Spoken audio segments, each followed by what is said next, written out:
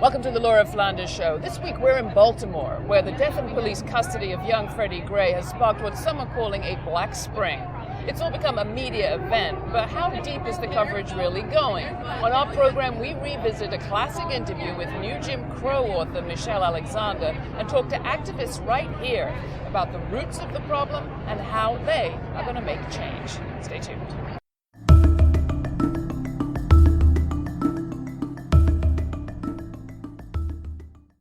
Michelle, so happy to have you. Let's start with where you start with this book, with introducing us to a man called Jervis Cotton. Tell us his story and why you start your book with him. Yes, well, Jervis Cotton cannot vote, and his father could not vote, and his grandfather and great-grandfather could not vote, all for different reasons in the United States. His great-grandfather couldn't vote because he was a slave.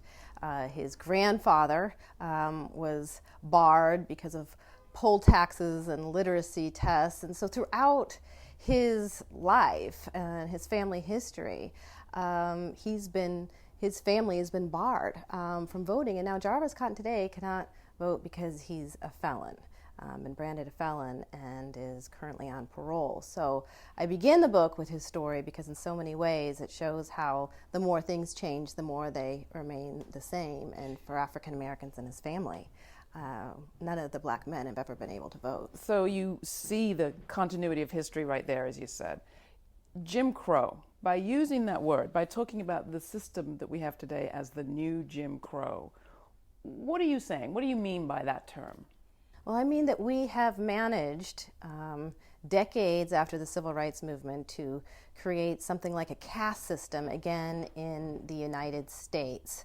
Although we're tempted to believe with the election of Barack Obama that we've now transcended race or in a post-racial era, the reality is that in major urban areas today, the majority of African American men are either behind bars, under correctional control, or saddled with criminal records. And once you're branded a criminal or felon, you're trapped for life in a permanent second-class status. You may be denied the right to vote, you may be automatically excluded from juries, and you're legally discriminated against in employment, housing, access to education, and public benefits.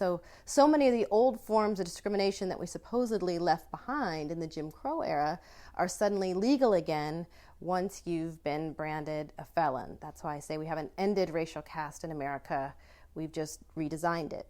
Well, let's talk about that word caste. I mean, for many people, if they're familiar with the word at all, it's not class, it's not race. It summons up notions of Indian, Brahmins, and untouchables, a status you're born with, you can't really do anything about. Are you really saying that's what we have here? Yes, I use the term caste quite deliberately to emphasize, to underscore that I'm not talking here about a situation where poor folks of color are just disadvantaged culturally or impoverished or lack education and therefore are having a hard time climbing the ladder of opportunity. No, that's not what this is at all. I describe in the book a pattern and practice of targeting poor people of color, shuttling them from their underfunded, decrepit schools to brand new high-tech prisons. And this is a system that is enforced by law. It's a system of laws, policies, and practices that operate to lock people into a permanent second-class status. But there are people who'll be listening to this and saying, but what about Oprah? What about Barack Obama? We had the civil rights movement. We don't have de jure discrimination in this country anymore. Yes, well, it's easy to point to the exceptions, but the exceptions in some way, reinforce the rule. I mean, today, the fact that there are successful African Americans makes it easy to blame those who are at the bottom for their fate. But the reality is we declared a war known as the War on Drugs on poor folks of color. And we have gone into those communities, even though studies have now shown for decades that people of color are not any more likely to use or sell drugs than whites. We've gone into these communities of color, stopping, frisking, searching people en masse rounding them up for primarily nonviolent drug offenses, primarily possession, and sweeping them into the criminal justice system, branding them criminals and felons, and then stripping them of the very rights supposedly won in the civil rights movement. Now, the question comes up, why? And you partially answer it by looking at history. And interestingly, the period that you're talking about, the growth of the war on drugs, the 1980s, parallels the 1890s, post-emancipation, post-reconstruction. How? What are the parallels? Maybe take us back there for a bit. Yes. Well, many of you don't realize that Jim Crow laws weren't passed just out of rabid racism alone. There was an underlying politics and strategy, an attempt to divide a coalition of poor and working class people of all colors and the populist movement that had emerged. It was the first time former slaves and the descendants of slaves had joined together with poor whites in the South and were fighting for economic justice. And white elites, plantation elites, as well as railroads and corporate power, were not happy about the populist movement and this growing interracial alliance that posed a real threat to them. And so they proposed Jim Crow laws as a way of driving a wedge between poor people and persuading whites that they should abandon their African American allies. They were essentially offered a racial bribe. If you embrace your whiteness and distance yourself from these former slaves and descendants of slaves, you yourself will not be disenfranchised, and you'll have the status of your race. But of course, we're not going to provide you the economic rights that you hoped to be entitled to. And for the most part, it worked. By proposing disenfranchisement laws aimed at blacks and a whole slew of Jim Crow laws, soon whites abandoned African Americans and the Jim Crow system swept the South. Well, fast forward to the years following the Civil Rights Movement, and you see, well, at least towards the end of the Civil Rights Movement, where Martin Luther King Jr. is calling for a poor people's movement, calling for a movement for economic justice that would join poor people of all colors. And you see, yet again, pollsters and political strategists finding that using racially charged get tough appeals around race, promising to crack down on a group of people not so subtly defined as black and brown, could be enormously successful in driving a wedge. You describe the conservatives of the post-Reconstruction era as making those appeals to working class whites to divide them and finding it quite easy, actually, to stir people up. Are the Tea Parties the comparison to the redeemers of those days? Are they the equivalent group today? Well, there's certainly parallels. There's definitely parallels. What's interesting, though, is that what we have today, once again, is a situation where poor people of all colors are being harmed severely by our political and economic policies in the United States.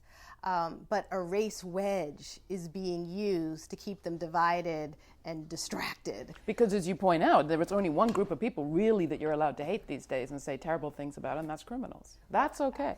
Absolutely. Criminals are the one group in America that we all have license to hate, which is one of the reasons why it was easy for Democrats as well as Republicans to jump on the bandwagon of the Get Tough movement. And in fact, as I describe in the book, it was President Bill Clinton who escalated the drug war far beyond what his Republican predecessors even dreamed possible. And it was the Clinton administration who championed laws, barring drug offenders even from food stamps for the rest of their lives, banning them from public housing. To a large extent, it was the Clinton administration that championed many of the laws that now constitute the basic architecture of this new caste system, and they did so in an effort to win back those so-called white swing voters who had defected to the Republican Party following the Civil Rights Movement.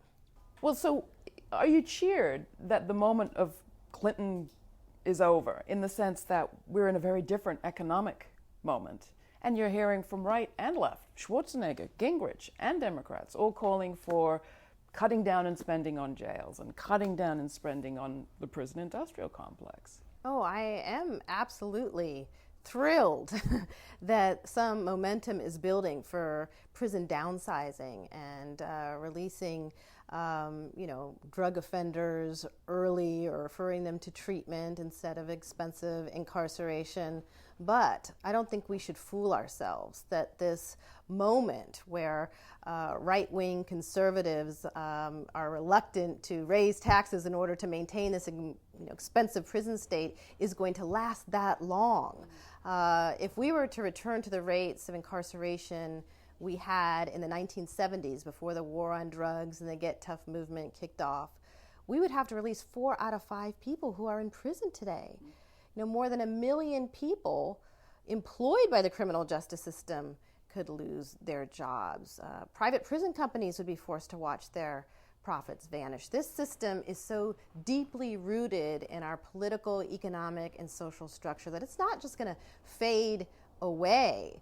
We are going to have to engage in real movement building in order to trigger a dramatic shift in the public consciousness. All right, well, let's talk about that, because you say it's not through tokenism or tinkering, I think is the word you use, that this change will come, but something much bigger. And I'm wondering if there's hope, as you see it, in the fact that there are many groups beginning to feel the lash of the incarceration system in different ways, but under the first George Bush and then Clinton, you saw spiraling rates of female incarceration. I don't think any group was affected more by mandatory minimums than women. You now have people with debts finding themselves treated or asked to take credit rating tests for very basic jobs in the same way that felons are, marginalized in the workplace. More and more white working class people with debts find that they can't get a job. Are there possibilities for alliances there, or is there no getting around? We have to grapple with race. Well, I think there's absolutely opportunities for broad-based coalition building, and those opportunities must be pursued, absolutely. But if we fail to deal with the racial anxieties and racial divisions and the racial politics that birthed mass incarceration and which have repeatedly birthed caste-like systems in the United States, if we fail to deal with that, even if mass incarceration fades away, a new caste-like system will be born, one that we may not be able to foresee today, just as mass incarceration was literally unimaginable just 40 years ago. As long as, these divide and conquer type politics are allowed to play out, and we have not yet forged durable, sustainable alliances between poor people of all colors and a recognition and a full appreciation of our racial history and the harm that it has caused, not just to African Americans and poor people of color, but to all folks. These kinds of caste-like systems, I believe, are going to continue to emerge. So I believe it's our task not just to end mass incarceration or the war on drugs, but to end this history and cycle of caste in America. But you believe that it is possible for us to stop this cycle of emancipation and de-emancipation. You believe that a new type of civil rights movement can be born. Absolutely. How? And what kind of work can people engage in if they want to be part of that? What's discouraging to me is that when I talk to people in the civil rights community who say, we've just got to be practical, we just got to be realistic, we've just got to, play the hand that's dealt to us, and, there's only so much that can be done given current political realities. And I am so grateful that the freedom fighters who came before us did not have that kind of attitude. That the courageous freedom riders, the civil rights activists, who risked their lives, believed that a different America was possible. And they brought Jim Crow to its knees when everyone said Jim Crow would never die. And so I firmly believe we can build a movement to end mass incarceration, a human rights movement for education, not incarceration, for jobs, not jails. It won't be easy, but none of the struggles that have been worth waging in the past were easy either. And I think we're at a turning point right now. I believe that there is a growing interest in standing up against the system of mass incarceration, insisting that we turn the page on these cycles, these caste-like systems and cycles in America. Michelle Alexander's book is The New Jim Crow, Mass Incarceration in the Age of Colorblindness. Nobody's been talking about the economic inequality and this economic violence that's happening all over the city all the time until someone lights a cop car on fire, and then there's a tension there. I'm proud of what we've done in Baltimore. I don't condone the violence and the destruction of property. However, if that's what it takes to unite and motivate people, then so be it. It's a small sacrifice. Mosby! Mosby! I'm not a reformist when it comes to the system. I think you can't reform something that is essentially functioning flawlessly for the intentions of how it was supposed to function.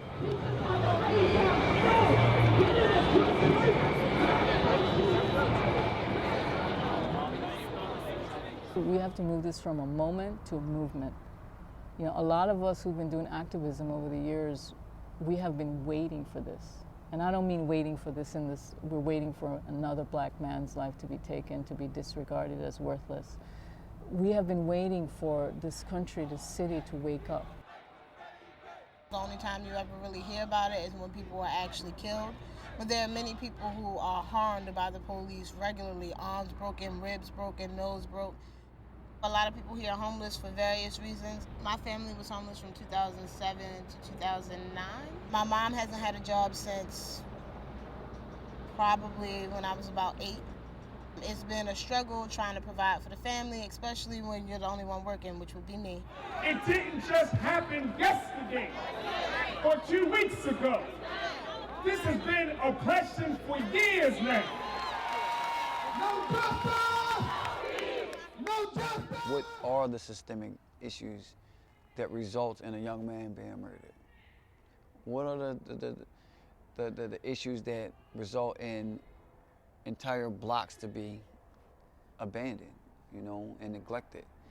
I actually lived in this block in this house that you see behind me, and this is just a quick example of what a lot of Baltimore looks like. The last time I was living here, I was a young teen, and the block was full. Every house was occupied. And now in 2015, every house is unoccupied. And it's not just here, the next block is similar. This whole community is just ravaged. They took resources that was allocated for communities and put them in communities where it wasn't necessarily needed. A new movie theater in Harbor East, you know, condominiums. None of that helps us here in this community, you know. We pay taxes. We go to work every day, you know, where there is work. There's a serious problem with unemployment. But city officials don't seem to make our community a priority. Baltimore city officials have closed so many of our schools, firehouses even, recreation centers, things that was geared toward children in the community, and closed them down. This moment right now, when the world is paying attention to Baltimore, we need to be focusing on these structural, systemic issues of economic violence against black communities. Over a quarter of Baltimore residents are paying more than half of their income to housing. The foundation of the problems that we think are growing. We see about 150,000 cases a year going through Baltimore City Rent Court. That's 150,000 times a year someone's unable to pay their rent. Over 30% of our rental housing in Baltimore is considered uninhabitable. It's so substandard. So these are some of the tools, like the amplify the voices, that's what we think. Yeah, some of the things. I grew up in East Baltimore, and I remember it was a SK factory around us, and people worked at Bethlehem still, and it was happier times. And then all of a sudden, when the big jobs started closing out, the steel mill left. You have companies moving further out there was no way for them to work. You know, they didn't have nothing to do but stand on corners. I was once told, if pressure can bend an iron pipe, what do you think it does to the mind? Justice! And when do we want it? Now! I don't just want a house, I want a community.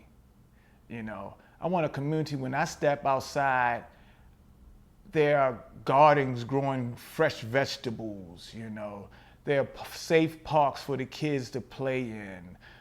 There are schools, just you go by the school grounds and they're just so vibrant and happy, can't wait for the bell to ring to get in there. We want our community to be reinvested in, but we want to be at the table. We want to be decision makers so that we can stay. You had gentrification, you had the foreclosure crisis, you had urban renewal, you had redlining, you had mass incarceration. These are all these chronic, systemic changes that have hit these communities like over and over and over again. It's pretty incredible. Like on the one hand over here and then the one hand over there. Pretty big difference.